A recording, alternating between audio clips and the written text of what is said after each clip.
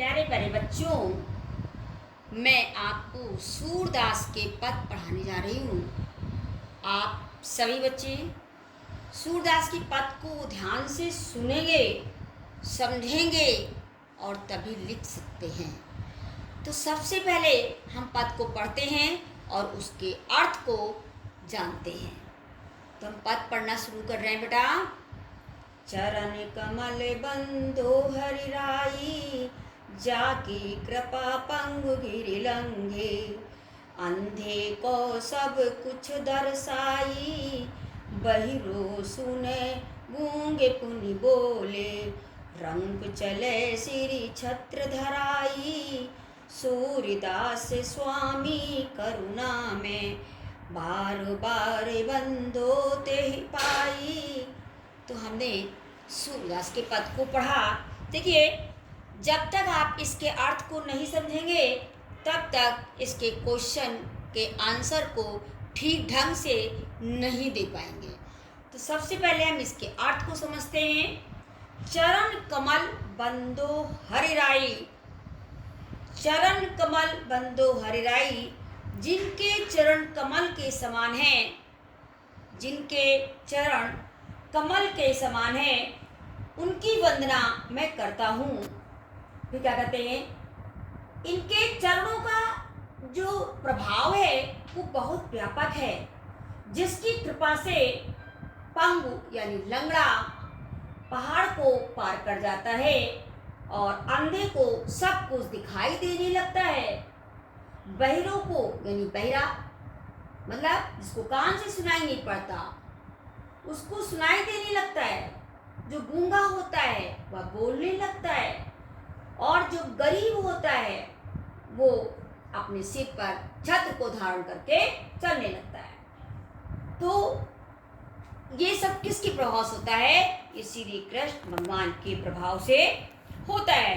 आगे देखिए, सूरदास स्वामी करुणा में, बार बार बंधो ते ही पाई।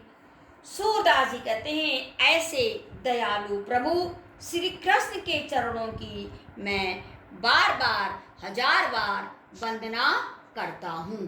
तो ये था इसका अर्थ। अब इसके हम क्वेश्चन को पढ़ेंगे तब इसके आंसर को हम बताएंगे। पहला क्वेश्चन है, प्रस्तुत पद का संदर्भ लिखिए। तो संदर्भ आप जानते ही होंगे, फिर भी हम बता रहे हैं एक बार। यह पद सूरदास द्वारा रचित सूरसागर नामक ग्रंथ से हमारी पाठ्य पुस्तक हिंदी के काव्य खंड में संकलित पद शीर्षक से लिया गया है। तो ये था इसका आंसर यानी संदर्भ। आप क्वेश्चन नंबर 2 है, रेखांकित अंश की व्याख्या कीजिए। रेखांकित अंश देखा आपने, मैंने रेखांकित अंश कर दिया है। तो जो रेखांकित अंश है उसी की हम व्याख्या करेंगे।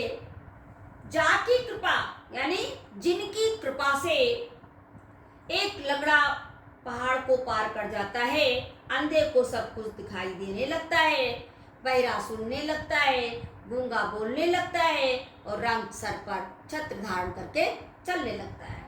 सूरदास स्वामी जी कहते हैं, ऐसे करुणा में स्वामी को मैं बार बार हजार बार उनकी वंदना करता हूँ। तो ये थी रेखांकित अंश की व्याख्या।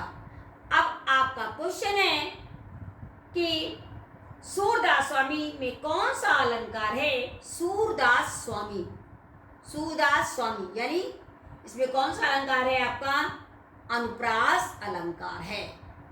ठीक है बच्चों, अब आगे देखिए, जो हमारा लास्ट क्वेश्चन है उसमें दिया हुआ है चरण